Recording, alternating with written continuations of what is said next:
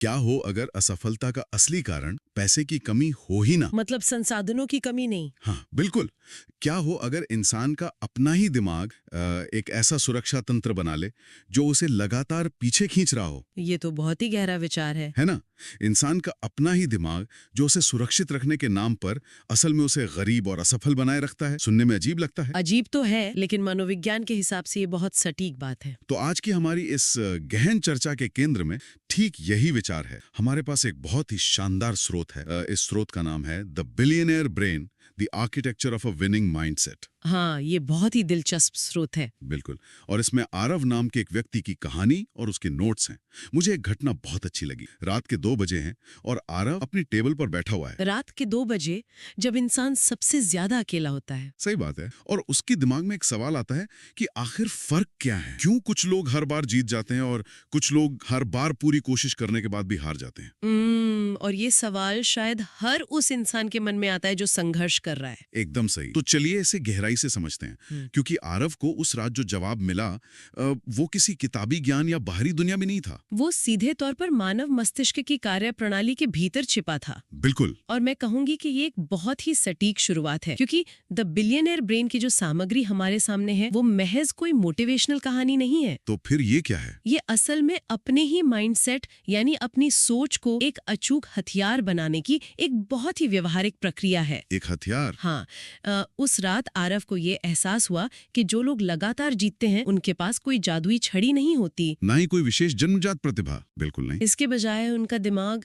एक अलग ही फ्रीक्वेंसी पे काम करता है। ये एक साधारण इंसान के असाधारण बनने की मनोवैज्ञानिक यात्रा है। और दिलचस्प बात यह है कि इस यात्रा में असली लड़ाई दुनिया से नहीं लड़ी जाती, ना ही कंपटीशन या मार्केट से। ये लड़ाई अपने ही दिमाग की सीमित सोच और उसकी उस पुरानी प्रोग्रामिंग से लड़ी जाती है जो हमें हमेशा हमेशा कंफर्ट जोन में रखना चाहती है। एकदम सही कहा आपने। वो हमें सुरक्षित रखना चाहती है, लेकिन असल में वो हमें रोक रही होती है। और इस पुरानी प्रोग्रामिंग से लड़ने की ये जो यात्रा है, ये एक बहुत ही कड़वे अनुभव से शुरू होती है। हाँ, वो कॉर्पोरेट इमारत वाली घटना। बिल्कुल। स्रोत में इसका बहुत विस्तार से जिक्र है। आरव एक बहुत बड़ी चमचमाती कॉर्पोरेट इमारत के बाहर खड़ा था। हाँ। वो बस उस दुनिया को देख रहा था, उस सफलता को महसूस करने की कोशिश कर रहा था। तभी वहाँ एक सिक्योरिटी गार्ड आता है। और वो गार्ड उसे बहुत ही अजीब नजरों से देखता है। हाँ, उससे ऊपर से नीचे तक देखता है और बेहद हिकारत से मजाक उड़ाते हुए कहता है, क्या देख रहा है? ये जगह तेरे जैसे लोगों के लिए नहीं है। उफ, ये सुन के ही कैसा लगता है। मतलब देखा जाए तो ये एक ऐसा पल है जो किसी भी आम इंसान को तोड़ सकता था। बिल्कुल। लोग अक्सर ऐसे अपमान के बाद हीन भावना का शिकार हो जाते हैं।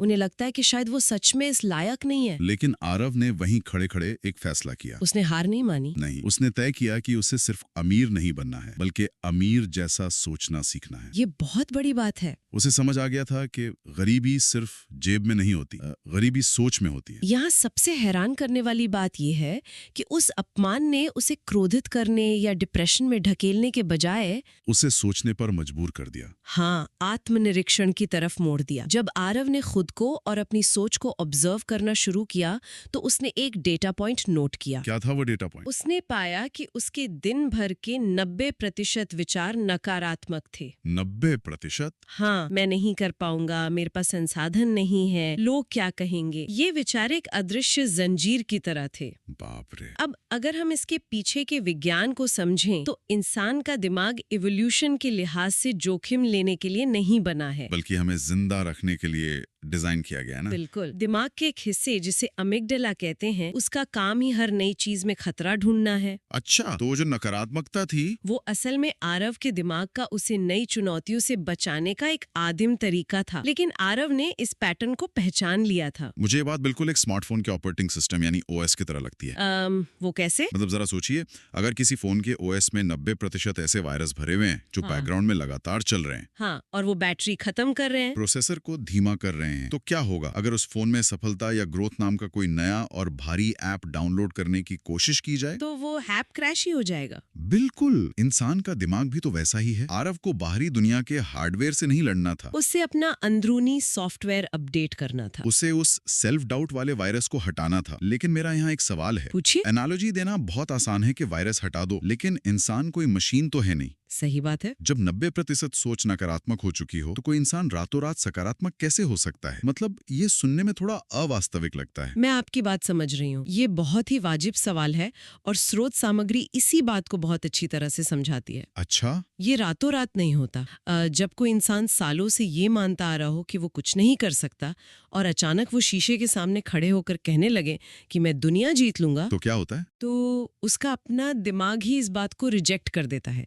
मनोविज्ञान में इसे कॉग्निटिव डिसोनेंस कहते हैं। Cognitive dissonance. हाँ, यानी जब आपके विचार और आपकी असल मान्यताओं में टकराव होता है। मतलब दिमाग कहता है कि तुम झूठ बोल रहे हो। बिल्कुल। आरव ने जब पहले दिन खुद से कहा मैं कर सकता हूँ, तो उसके दिमाग ने तुरंत अंदर से आवाज दी झूठ बोल रहा है। हाँ हाँ, दिमाग भी चालाक है। दूसरे दिन कहा तो दिमाग ने तर्क दिया तेरे पास तो कुछ है ही नहीं। तो फिर उसने क्या किया? इसलिए आरव ने सीधे सकारात्मक होने की कोशिश नहीं की। उसने पहले अपनी सोच को न्यूट्रल किया। न्यूट्रल, हाँ।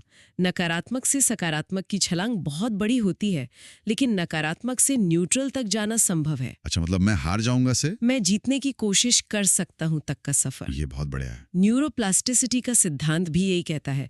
हमारा दिमाग प्लास्टिक की तरह है जिसे नई आदतों से नया आकार दिया जा सकता है। मतलब हम अपने दिमाग की वायरिंग बदल सकते हैं? एकदम। जब कोई व्यक्ति लगातार सचेत रूप से अपने विचारों को दिशा देता है तो दिमाग में नए न्यूरल पाथवे बनने लगते हैं। आरव असल में अपने दिमाग की वायरिंग बदल रहा था। तो इसका मतलब है कि ये बिल्कुल जिम जाने जैसा है। हाँ, बेहतरीन उदाहरण है। पहले दिन भारी वजन नहीं उठाया जा सकता, लेकिन लगातार कोशिश से मांसपेशियां बन जाती हैं। बिल्कुल। और जब दिमाग का ये सॉफ्टवेयर अपडेट हो जाता है, जब ये नई वायरिंग काम करने लगती है, तो बाहरी दुनिया से निपटने का तरीका पूरी तरह बदल जाता है। एकदम बदल जाता है। स्रोत में एक कैफे का बहुत ही शानदार किस्सा है जो इस नए ऑपरेटिंग सिस्टम के काम करने का बेहतरीन उदाहरण है।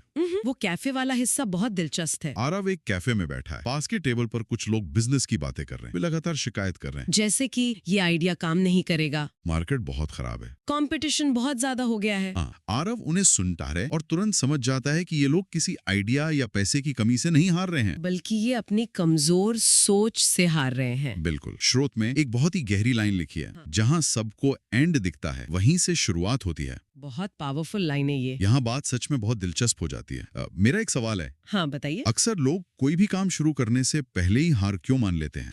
क्या सच में मार्केट हमेशा इतना खराब होता है? या फिर ये सिर्फ अपनी संभावित हार को सही ठहराने का, अपने ईगो को बचाने का एक बहुत ही सुविधाजनक बहाना है? बिहेवियरल इकोनॉमिक्स और मनोविज्ञान में इसे बहुत गहराई से स्टडी किया गया है। लोग अक्सर अपनी असुरक्षाओं और अपने डर को लॉजिक का नाम दे देते हैं। मतलब डर को छुपाने के लिए लॉजिक का इस्तेमाल? बिल्कुल। जब कोई व्यक्ति पूरे आत्मविश्वास के साथ कहता है कि मार्केट खराब है, तो वह असल में अपने डर को एक सामाजिक रूप से स्वीकार्य बहाने के पीछे छिपा रहा होता है। वो ये नहीं कहना चाहता कि मुझ में इस मार्केट से लड़ने की हिम्मत या समझ नहीं है। एकदम सही। इंसान का ईगो अपनी नाकामी का दोष हमेशा बाहरी चीजों पर डालना चाहता है। सही बात है। दुनिया में मुख्य रूप से दो तरह के लोग होते हैं। पहले वो जो सिर्फ काम करते हैं, शारीरिक या मानसिक रूप से घिसते हैं और बाहरी परिस्थितियों को दोष देकर थककर हार मान लेते हैं।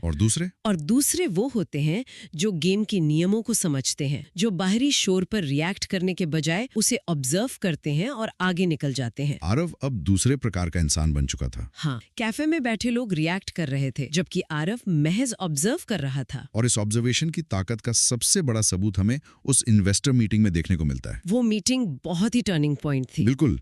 आरव जब अपनी एक बड़ी डील के लिए उसी चमचमाती इमारत में जाता है जहां से उसे कभी धक्के मारकर भगा दिया गया था, वो भी एक सिक्योरिटी गार्ड द्वारा। हाँ, तो उसके हाव भाव पूरी तरह बदल चुके होते हैं। वो डरा हुआ नहीं होता। वो उन अनुभवी और तेज तर्रार लोगों के सामने पूरी तरह शांत रहता है। वो उन्हें कन्विंस करने की कोई डेस्परेट कोशिश नहीं करता।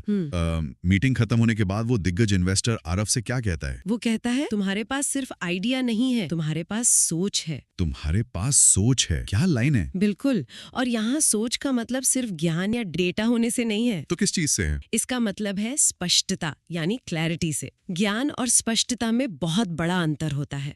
वो कैसे? जब इंसान सिर्फ ज्ञान से बोलता है तो वो जानकारी दे रहा होता है, लेकिन उसके अवचेतन मन में शंका हो सकती है। हाँ, एक हिचकिचाहट होती है। लेकिन जब इंसान स्पष्टता से बोलता है तो उसकी आंखों में, उसकी शारीरिक भाषा में कोई संकोच नहीं होता। आरव के अंदर से वो डर पूरी तरह खत्म हो चुका था, हाँ, वो डर कि अगर ये डील नहीं हुई तो मेरा क्या होगा। क्योंकि वो जान चुका था कि हार और जीत बाहर की चीजें हैं।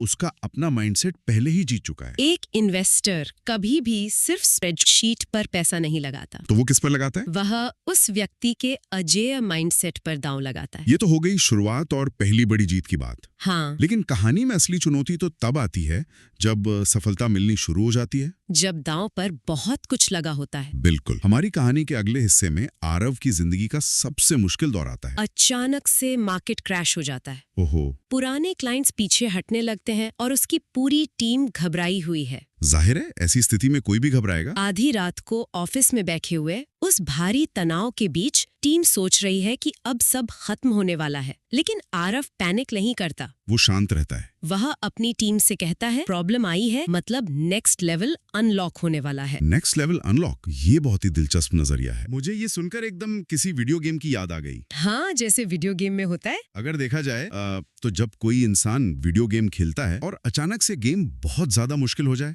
चारों तरफ से दुश्मन आ जाए या कोई बहुत ताकतवर बॉस सामने आ जाए, तो खेलने वाले को तुरंत पता चल जाता है कि वो गेम के अगले लेवल के बहुत करीब है। बिल्कुल। अगर रास्ता एकदम सीधा और आसान है तो इसका मतलब है कि खेलने वाला पहले लेवल पर ही अटका हुआ है। आरव ने उस गिरती हुई मार्केट को, उस संकट को एक बॉस फाइट की तरह देखा। अगर हम इसे बड़ी तस्वीर से जोड़कर देखें तो ये एक लीडर की सबसे बड़ी पहचान होती है। कैसे? जब मार्केट गिरता है या कोई अप्रत्याशित संकट आता है तो औसत बिजनेस घबरा जाते हैं। हाँ, वो पीछे हटने लगते हैं। वे सर्वाइवल मोड में चले जाते हैं, अपने खर्च कम करते हैं और सुरक्षित रास्ता खोजते हैं। इसे बायोलॉजिकल टर्म्स में फाइट और फ्लाइट रिस्पॉन्स कहते हैं। फाइट और फ्लाइट। हाँ, ज्यादातर लोग फ्लाइट यानी भागने का रास्ता चुनते हैं, लेकिन जो विजेता होते हैं वे समझते हैं कि यही वो समय है जब पूरा कंपटीशन डरा हुआ है और कमजोर है। अच्छा, मतलब वो इसे एक मौके की तरह देखते हैं। बिल्कुल, वे इसी समय में अग्रेसिव होकर डोमिनेट करने की रणनीति बनाते हैं। आरव ने उस संकट को खतरे की तरह नहीं बल्कि एक अवसर की तरह देखा। उसने अपनी पूरी टीम का नजरिया ही बदल दिया कि इंतजार करने वाले कभी नहीं जीतते। हालात के हिसाब से खुद को बदलने वाले ही जीतते हैं। लेकिन रुकिए, इसके बाद जो हुआ वो तो इस संकट से भी बड़ा झटका था। क्या हुआ? उसका सबसे करीबी पार्टनर, जिस पर वो सबसे ज्यादा भरोसा करता था, वो इंसान उसे धोखा देकर कंपनी के सारे सीक्रेट्स लेकर सबसे बड़े कॉम्पिटिटर के पास चला गया। ओह, ये तो बहुत बड़ा धोखा है। ये सिर्फ एक व्यापारिक नुकसान नहीं था, ये पीठ में छुरा घोंपने जैसा एक गहरा भावनात्मक धोखा था। बिल्कुल, किसी का भी दिल टूट जाएगा। आमतौर पे ऐसी स्थिति में कोई भी इंसान गुस्से से पागल हो जाता, वकीलों को बुलाता, बदला लेने की कसम खाता। स्वाभाविक है। लेकिन स्रोत के मुताबिक आरव ने ऐसा कुछ नहीं किया। सच में? हाँ, उसने कहा, छोटे लोग बदला लेते हैं, बड़े लोग लेवल बढ़ाते हैं। वाह। और बाद में जब वो पार्टनर सामने आया तो आरव ने उसे सिर्फ धन्यवाद कहा। धन्यवाद? अब यहाँ मुझे थोड़ी आपत्ति है। क्यों? ये सब सुनने में किसी टॉक्सिक पॉजिटिविटी या साधु संतों वाले प्रवचन जैसा लगता है। अच्छा, आप ऐसा क्यों सोचते हैं? मतलब असल दुनिया में अगर कोई आपके बिजनेस सीक्रेट्स चुरा ले और आप उसे धन्यवाद कहें तो लोग आपको बेवकूफ या कमजोर मानेंगे। ये एक बिलियनियर ब्रेन की व्यावहारिक रणनीति कैसे हो सकती है? आपकी ये आपत्ति बहुत स्वाभाविक है और ज्यादातर लोग इसे इसी नजरिए से देखते हैं। हाँ, क्योंकि ये प्रैक्टिकल नहीं लगता। लेकिन यहाँ धन्यवाद कहने का मतलब उस धोखेबाज को माफ करना या महान बनना नहीं था। तो फिर क्या था? इसके पीछे एक बहुत ही क्रूर और ठंडी कैलकुलेशन थी, जिसे एनर्जी कंजर्वेशन या ऊर्जा का संरक्षण कहते हैं। ऊर्जा का संरक्षण? हाँ, इंसानी दिमाग की एक सीमित क्षमता होती है जिसे कॉग्निटिव बैंडविड्थ कहा जाता है। अच्छा। बदले की भावना, गुस्सा और कोर्ट कचहरी के चक्कर बहुत अधिक मानसिक ऊर्जा सोखते हैं। हाँ, ये तो है। वो ऊर्जा जो किसी भी इंसान को अपने बिजनेस को अगले लेवल पे ले जाने के लिए चाहिए, वो अतीत के किसी व्यक्ति को नीचा दिखाने में पूरी तरह बर्बाद हो जाती है। तो आरव ने अपनी ऊर्जा बचाई? बिल्कुल। आरव ने इसे एक स्ट्रेस टेस्ट की तरह देखा। उसने अपनी पूरी ऊर्जा अपनी ग्रोथ में लगा दी। मतलब उसका धन्यवाद इस बात के लिए था कि तुम्हारे इस धोखे ने मुझे मेरे सिस्टम की कमियां बता दी। हाँ, और अब मैं पहले से भी ज्यादा सतर्क और मजबूत हूँ। ये माइंडसेट का वो स्तर है जहाँ इंसान अपनी भावनात्मक स्थिति का कंट्रोल किसी और के हाथ में नहीं देता। कोई बाहरी इंसान उसे गुस्सा नहीं दिला सकता। बिल्कुल नहीं। ये कोई आध्यात्मिक क्षमा नहीं थी, बल्कि यह पूरी तरह से एक सामरिक और मनोवैज्ञानिक लचीलेपन का प्रदर्शन था। ये वाकई एक बहुत ही अलग नजरिया है।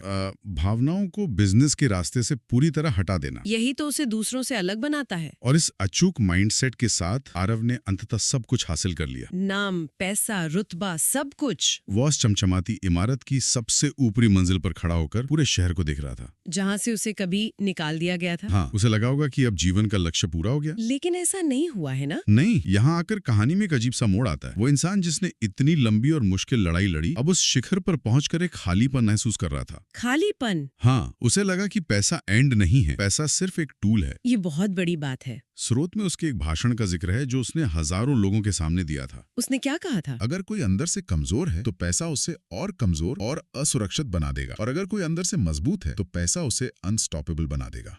बहुत ही गहरी बात कही उसने। तो इस सब का असल मतलब क्या है? आप ही बताइए। अगर इस बिलियनेयर ब्रेन का अंतिम लक्ष्य महज पैसा कमाना ही नहीं, अगर इमारत की सबसे ऊपरी मंजिल पर पहुंचकर भी खालीपन ही मिलना है, तो फिर कोई इंसान दिन रात इतनी मेहनत क्यों करे? ये सोचने वाली बात है। रात के 2 बजे जागकर अपनी नींद क्यों खराब करे? इतना भारी तनाव क्यों झेले? क्या ये पूरा सफर सिर्फ एक भ्रम था, या खुद के सर्वश्रेष्ठ वर्जन से मिलने की कोई गहरी छटपटाहट थी? ये सवाल मानव मनोविज्ञान के सबसे गहरे हिस्से को छूता है। मनोवैज्ञानिक अब्राहम मैस्लो ने हायरार्की ऑफ नीड्स का सिद्धांत दिया था। हाँ, वो पिरामिड वाला सिद्धांत। हाँ भाई, शुरुआत में हर इंसान की प्रेरणा हमेशा पैसा या सर्वाइवल ही होती है, क्योंकि रोटी और सुरक्षा सबसे पहली जरूरत है। बिल्कुल, सर्वाइवल जरूरी है। लेकिन जब इंसान एक स्तर पर पहुंच जाता है, जब सर्वाइवल की चिंता पूरी तरह खत्म हो जाती है, तब उसे सेल्फ एक्चुअलाइजेशन की जरूरत महसूस होती है। सेल्फ एक्चुअलाइजेशन मतलब खुद को पहचानना। हाँ, अपनी उच्चतम क्षमता को पहचानने की जरूरत। उस भाषण में आरव लोगों को यही स्पष्ट कर रहा था कि सफलता कोई ब्रह्मांड का रहस्य नहीं है, बल्कि एक फैसला है। एक फैसला। ये इस बात का एहसास है कि कोई भी सरकार, कोई भी परिवार या कोई अच्छी किस्मत किसी को बचाने नहीं आने वाली। सच है, दुनिया में हर इंसान अकेले ही अपने फैसले लेता है। लोग हमेशा रिस्क लेने से डरते हैं, फेल होने से डरते हैं, लेकिन फेलियर कोई दुश्मन नहीं है। तो क्या है? फेलियर एक बहुत ही कड़क टीचर है, जो इंसान को वो व्यवहारिक सबक सिखाता है जो हार्वर्ड की कोई किताब नहीं सिखा सकती। बात पते की है। जो वो चाहता है या जिसकी वो कामना करता है, अच्छा, दुनिया उसे केवल उतना ही देती है जितना वो गहराई से विश्वास करता है कि वो डिजर्व करता है। क्या बात है। वो सारी मेहनत, वो सारा संघर्ष अंततः खुद को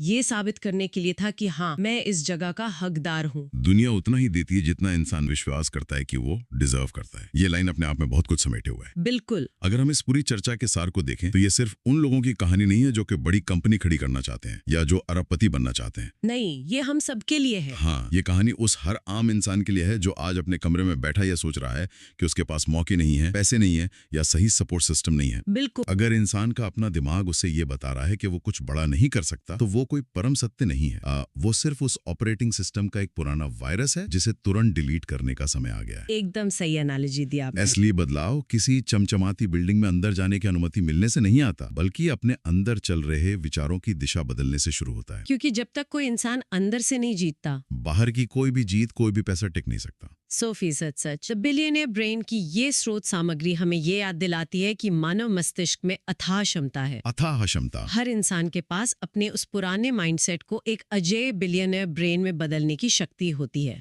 बस शुरुआत करने की देर है। बस इसके लिए शुरुआत में बहुत साहस चाहिए, अपनी कमियों को बिना किसी ईगो के स्वीकार करने की ईमानदारी चाहिए और हर विपरीत परिस्थिति से सीखने की अटूट भूख चाहिए। बिल्कुल। जब इंसान इस वैज्ञानिक और मनोवैज्ञानिक तरीके से सोचने लगता है तो फिर सामने आने वाली हर मुश्किल, मार्केट का हर क्रैश, हर धोखा और हर विफलता सिर्फ उसके सफर का एक और लेवल बन जाती है, जिसे उसे अपनी समझदारी से पार करना होता है। हाँ। तो आज के इस गहन विश्लेषण में हमने जो सबसे बड़ी बात सीखी वो ये है कि दुनिया हमें वही देती है जो हम खुद के लिए तय करते हैं।